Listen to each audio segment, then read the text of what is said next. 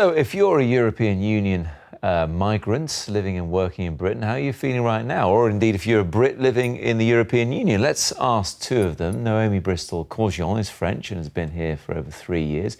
Laura Spelstra is Dutch and has been here for more than 25 years. She has 2 children who are born in Britain as well. Also joining us is Roger Bowden, who's a British expat living in Limoges in France. Good to see you all. Laura first, you've been here for a long, long time. Yep. So it feels like you shouldn't really have that much to worry about. You would think so, but what May has done, she's thrown confusion over uncertainty. I've lived here for 25 years, raised my family here, my children are born and bred in this country, this is home. And up till a year ago, that's how it felt, and I felt welcomed. All of a sudden, it's not necessarily just my confusion, it's employers as well, landlords, nobody knows what's going on. And it is a worry, because I don't know what commitments I can make for my future. Technically, I could be, to put it bluntly, kicked out.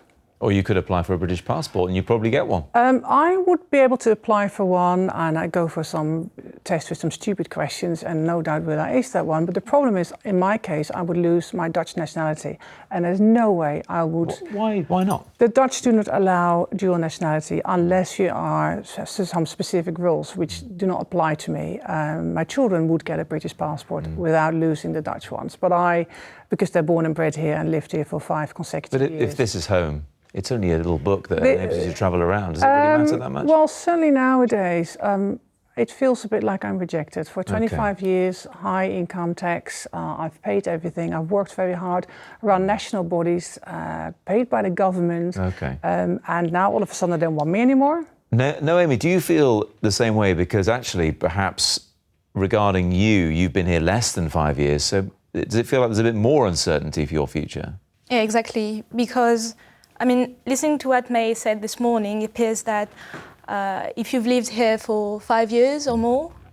like Laura, yeah, you might be able to stay. No, you although will. It's not you will. sure. But yeah, having been here for 3 years, I'm completely uncertain about what my future is here. Well, the Prime Minister says people who are here now, and perhaps up to the 29th of March 2019, will be allowed to stay for that 5 years, and then they will get the same rights as British citizens. Yeah, but... Is that what you would like? I would, but like apparently the cut-off date is not been defined yet. The rights we would get is not defined yet. And it's not only about getting the same rights as British citizens here, it's also about issues such as if I ever come back to France, what happens to state pension at the moment because of the EU, if I go back to France, the amount of time I've worked here would count towards my state pension. I'm not sure about these issues. Let's see what Roger thinks in your home country. Roger, how long have you been in Limoges? We've been here 15 years. How do you feel about what's being discussed at the moment? Extremely worried about all kinds of issues like healthcare, pensions because of my age. I'm also very conscious of other people who are living and working. We've got friends who have got their own business with 3 teenage daughters. One has gone to university in the Netherlands. They're not sure what's going to happen with the other 2. But let me put this to you, Roger. Let me put this. If it is reciprocal on the terms that Theresa May wants, you've been there for 15 years, you're likely to just be able to stay as you were. And if it's the European Union's way, as Donald Tusk has put it, well, you'll just stay regardless as well. So do you really feel that you need to worry about it? Worried in terms of what happens from now on. I'm sorry about the telephone. That's all right. That's all right. I'm sure it's plenty of people calling you to find out what's going on with the European Union. There you go. Yeah. Someone else will answer it for you. Just tell us about being worried. It's a question of will the same rights apply? Now, Theresa May has not made it clear. You've got a document from the EU Commission which is very clear, very detailed. All the rights are spelt out. If the paper on Monday matches that, all well and good. We have no problem. Yeah. But it's the way in which the UK government has been not saying anything. Let me just... making vague promises. Let me just ask all 3 of you, and starting with you, Roger, whether people in France, French people, have treated you any differently as a Brit living there since the Brexit vote? Not at all, no. OK.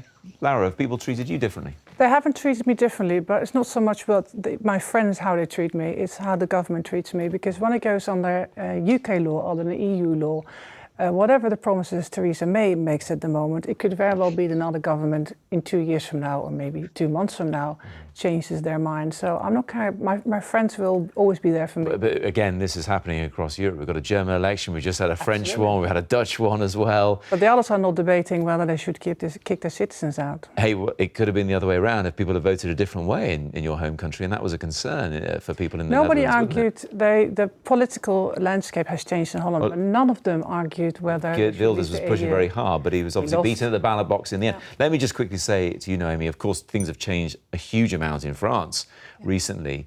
Do you feel you've been treated differently here? And are you tempted to go home now that there's Emmanuel Macron as president? So I don't feel like I've been treated differently by the people around me, neither at work, nor my friends, especially living in London.